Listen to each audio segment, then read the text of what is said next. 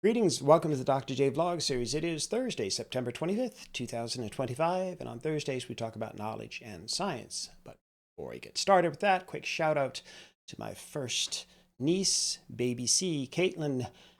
Happy birthday, wherever you might be at this moment. Also, a happy birthday to my sister's best buddy from childhood, Karen.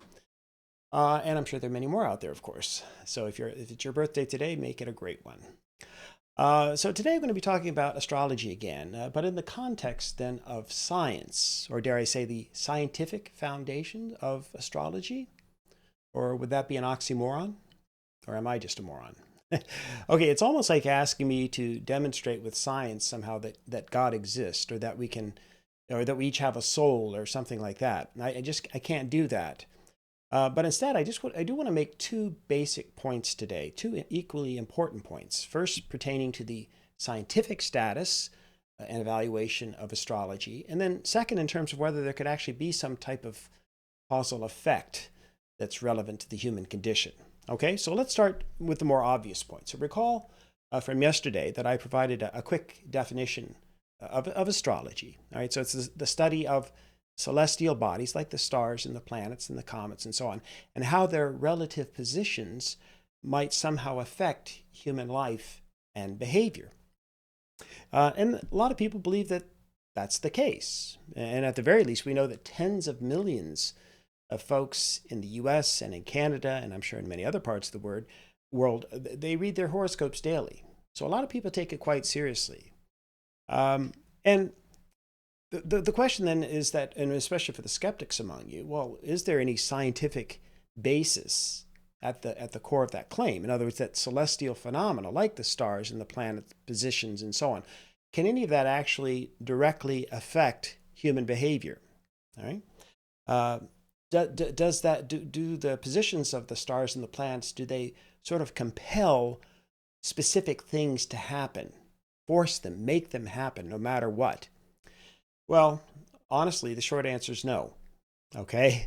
I'm not aware of any truly compelling or convincing evidence that the planetary positions, for example, directly cause you or me or anyone else to do anything.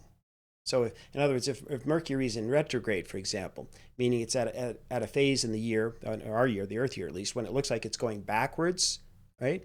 Relative to those of us on Earth, does that actually affect anyone's behavior?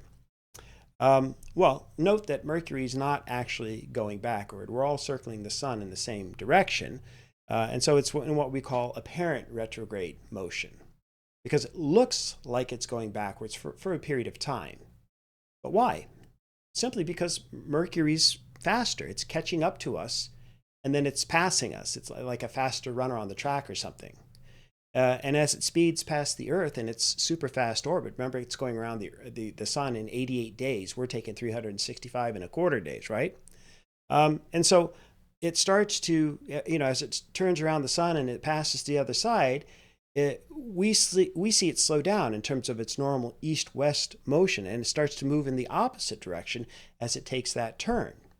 And so it's in this apparent retrograde motion, and it lasts for about 3 weeks.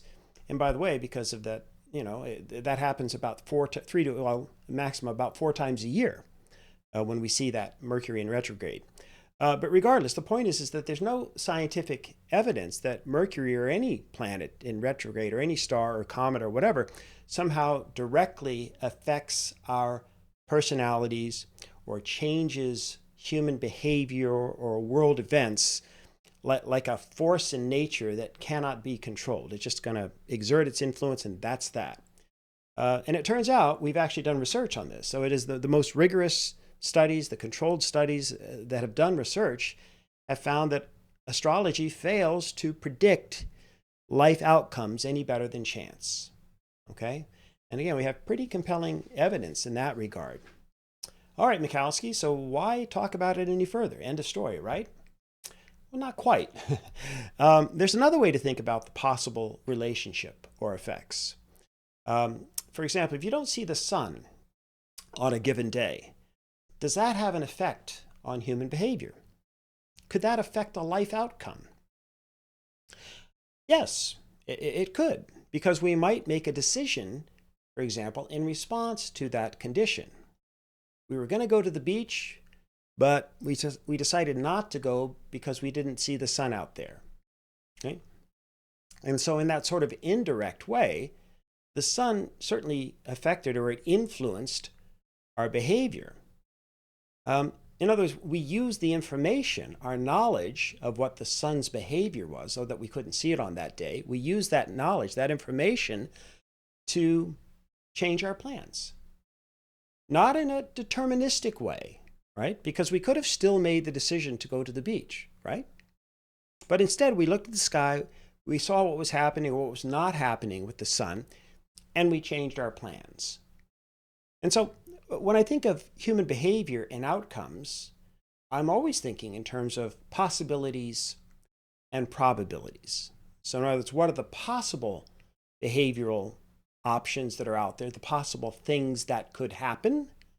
And then what are the probabilities associated with those outcomes? Okay? So it's not so much cause and effect in a strict scientific sense. It's more indeterminate. It's more in terms of, again, kind of the range of probabilities. And so, for example, if you read your horoscope, and again, I'll confess, I rarely do that, but occasionally I do. But if you read your horoscope, and it indicates, just as an example, hypothetical, that something good's going to happen at work today for you, or, it's in your sign, is that true? Is there a causality involved there? Well, no, not strictly, but loosely. What do I mean? In other words, maybe there's a psychological impact in reading that horoscope. Maybe you're a bit more optimistic, maybe a bit more prepared, maybe a bit more aware, maybe a bit more energized. I don't know. And maybe when you're in that state, you're more likely to notice something positive at work or to interpret things as having unfolded in a particular way. Or you might even go out of your way to look for something good that might be happening. So again, for me, the psychological dimension's quite valid. Okay? We often act as if the thing that we're reading about or expecting is true or is going to happen. It's kind of like making a wish. 11:11, wish time. Now, on the one hand, that's silly, and who believes that that's real or whatever? Whatever we wish for at 11, is that going to come true? I don't think I bet my life savings on it. Okay, but if I think it might come true, right? Or I might change what I'm doing. I might look at things a little bit differently. I might start to believe that it could come true. It might come true. And then in that sense, it almost certainly increases the probability that it will come true. So in that sense, to me, there's an actual effect. Okay? So and now, again, let me be clear. In general, I don't think that the stars, or the planets, have a compelling cause and effect relationship on human beings and their behavior. But I do think they provide information. Okay? And again, it's not that I think that the alignments somehow are going to shape our outcomes. But instead, I think of it in terms of, okay, what's the information that we're getting? And maybe there is even some, certainly from the sun and the moon, there are some physical forces that we feel more directly in terms of the earth and its conditions, and then that affects us as well. So I think more in terms of what's the information that we're getting, what kind of forces and effects are at play, certainly in the physical and in the environment around us. And then most importantly, how do we interpret that information? And then the probability that we might respond to that information in different ways. And that, in that sense, it could help shape our outcomes. So again, I think of it in terms of human behavior, information processing, and then how does that enhance the likelihood of events unfolding a particular way? And we talk about that more in the context of the power of positive thinking, self-fulfilling prophecies, and so on. And all of that stuff I think is quite real. Okay, so I'm going to go into that phenomenon tomorrow in our Friday vlogs where we deal with human behavior and justifications. Until then, as ever, may you and yours continue to create peace in your lives, nurture love in your hearts, and dole out hugs in abundance. And we'll look into this third piece of the puzzle tomorrow. Peace.